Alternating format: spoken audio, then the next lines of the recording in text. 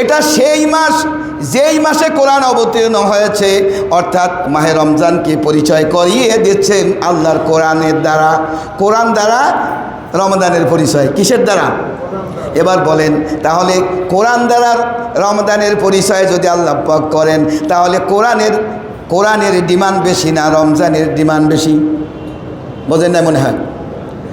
বলল আমাদের সভাপতি সাহেব প্রধান উপদেষ্টার ভাতিজা, আমাদের সভাপতি সাহেব প্রধান উপদেষ্টার ভাতিজা, তাহলে কারে দিয়ে পরিচয় করাইছে?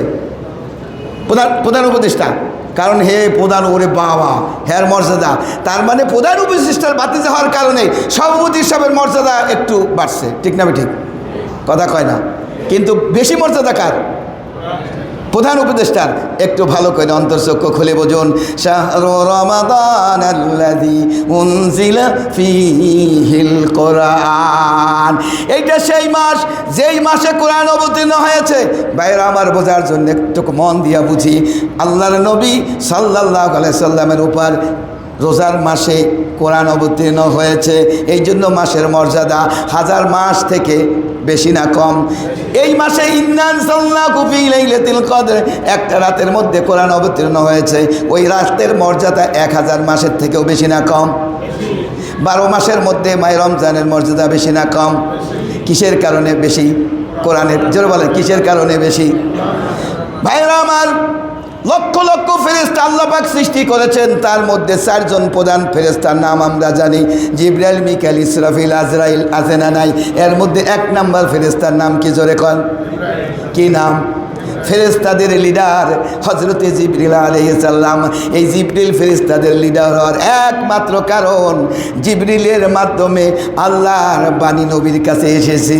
এই কোরআনের কারণে জিবরাইলের মর্যাদা ফেরেশতাদের লিডার আল্লাহ বানিয়ে দিয়েছে। চিন্তা করা যায়? বিশ্বনবী মুহাম্মদুর রাসূলুল্লাহ, আখিরি জামানার নবী, খাতামুন নবীন, নবীদের নবী, বিশ্বনবীর উপর কিতাব অবতীর্ণ হয়েছে মাহে রমজান মাসে। এই জন্য বিশ্বনবীর মর্যাদা সকল নবীদের উপরে, ঠিক কিনা বলেন? কারণ শ্রেষ্ঠ কোরআন, শ্রেষ্ঠ নবী, শ্রেষ্ঠ মাস, শ্রেষ্ঠ রাত, শ্রেষ্ঠ ফেরেশতার মাধ্যমে আল্লাহ পাক অবতীর্ণ করেছেন। সেই কোরআন অবিকল আছে না নাই? পৃথিবীতে যত কিতাব আল্লাহ অবতীর্ণ করেছেন, সকল কিতাব মাহে রমজান মাসে অবতীর্ণ করেছেন। অর্থাৎ মুসা আলাইহিস সালামের উপরে যে কিতাব সেটাও রমজান মাসে, ঈসার উপরে যেটা কিতাব সেটাও রমজান মাসে, দাউদের উপর যেটা কিতাব সেটাও রমজান মাসে। আমাদের কোরআনটাও আল্লাহ পাক অবতীর্ণ করেছেন রোজার মাসে। সেই জন্য রমজান মাসের মর্যাদা আল্লাহর কাছে অনেক বেশি না কম, কারণ কিতাব নাযিল হয়েছে। সেই জন্যেই আপনার আমার মর্যাদা বেশি না কম? সবাই তো কয় না?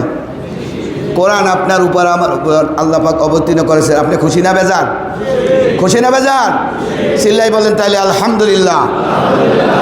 এখন খুশি না বেজার কইলেন হুজুর খুশি, কিন্তু খুশি হবেন কেমনে? কোরআন আপনি ধরেন না, কোরআন আপনি বোঝেন না।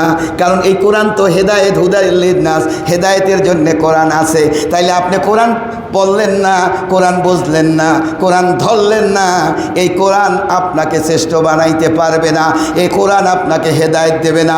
কোরআন যদি পড়ো, কোরআন যদি ধরো, কোরআন যদি কোরআনের মাসে নাজেলের মাসে বুঝো, কোরআন যদি তুমি মানো, তাহলে এই কোরআন তোমাকে হেদায়েত দিয়া জান্নাতে পৌঁছাই দেবে। বলে ঠিক কিনা?